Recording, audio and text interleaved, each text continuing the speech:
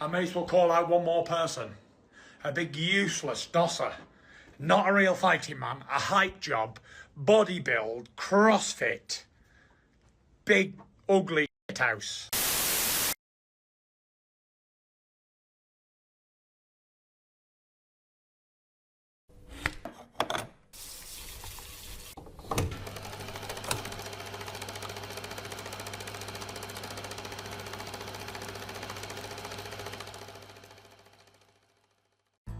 Being hyped up can be a blessing or a curse. There's been many hype jobs in combat sports history. Some lived up to the hype and others got exposed. Today we will take a look at 5 hype jobs in MMA and boxing, and you be the judge if they can or did come back afterwards. Enjoy. Yeah.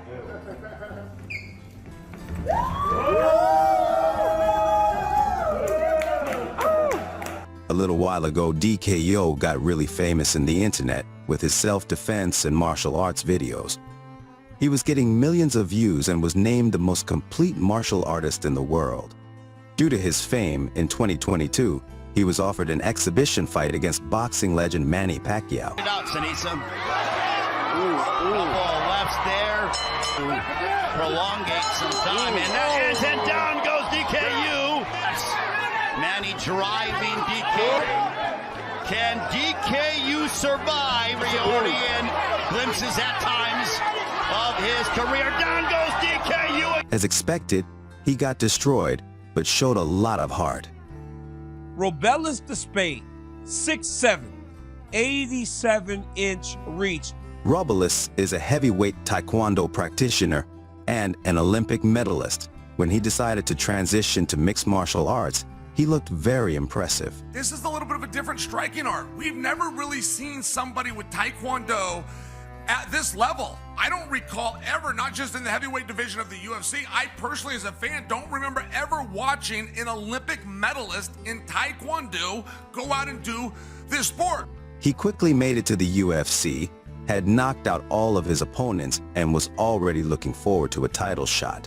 When you say you want to be champion soon, I mean, have you thought about how quickly you can reach that goal? We have a fighter on the card tonight, Macy Barber, who used to have a countdown clock, and that can sometimes put a lot of pressure on fighters. So do you feel mentally ready as well? It's not about time or age. It's just about trying to get there between 4 and 5 fights to get the title shot. Unfortunately for him, the holes in his game were exposed in his loss against Waldo Cortes. Here's the scary thought. He's only starting, and as we have seen time and time again, as guys go longer in their career, they keep getting better.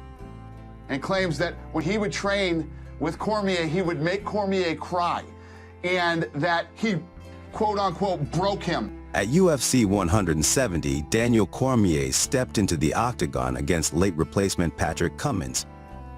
Patrick was a 4-0 MMA fighter and was basically signed in the UFC and hyped up for his Cormier story and his wrestling pedigree. I know all Daniel's weaknesses. You need to be careful what you're saying, but things that happen in that wrestling room stay in the wrestling room. So not only have you crossed the line, you've completely put yourself in my crosshair. Said he made him cry, and you know what I mean? I don't care who you are. Nobody wants to hear that. He said he made you cry in training. He said that? And I said, yeah. And he went off. I feel like we've gotten really close in this past week, so I'm not going to call you Daniel. I'm going to call you Dan. You okay with that? And I'm going to beat you up on Saturday. Are you okay with that? Unfortunately for Patrick, on fight night he was destroyed quickly by Daniel. Congratulations to you. I guess, you know, what happens in Vegas stays in Vegas. I guess what happens in the wrestling training room should stay there, right? Or at least it should, right? Because look at what happens when you talk about training in wrestling. We should tell everybody that he broke Francis Ngannou's record on that punch machine. Joe Pyfer is one of the most dangerous knockout artists in his division. He became famous after breaking Francis' punching record. Break Francis Ngannou's punch record. Yeah, so I don't know what the confusion is, you know? But when he had to face up against Jack Hermanson, he suffered his first loss in the UFC. I was on rocks, I got punched in the eyeball, couldn't see. So all my haters, suck a fat dick. Oh man, Berto, the best, #1, the best ever. This New York is crazy. Years ago, a young Andre Berto was looked at to become one of the face of the welterweight division with Mayweather and Pacquiao. We have the best welterweight, I think, best welterweight out there right now, who hasn't been able to prove himself against a guy like a Pacquiao or a Mayweather, but the best young welterweight in the world. He was exciting, undefeated, and had viral knockout highlights. When Mayweather announced that he was looking for his next opponent, many people wanted to see him against Mayweather. What's the kid that fought on HBO the other day? Andre Berto? Yeah, they say that kid, I think he's going to be up and coming good. He still make a little bit of mistakes, but he's okay. I like Andre Berto and my fighter Wes Ferguson to meet in the future. That's going to be a hell of a fight. For that to happen, he had to face up against Victor Ortiz. There are two guys here that are going to come forward and punch and try to hurt each other. And what's going to wind up happening is, when that happens, the better fighter, the champion, is going to wind up asserting himself, and Andre Berto is still going to be the undefeated welterweight champion of the world. So far in the first round, Berto is busier, and down goes Berto. He wouldn't have went down there had I been hit. Berto staggered again. All of Ortiz punches are very... There's the right hand. His uppercut is good, too. Now Ortiz is going to... Oh, my God! Andre Berto lost that fight, but luckily he still had his chance at Floyd Mayweather years later.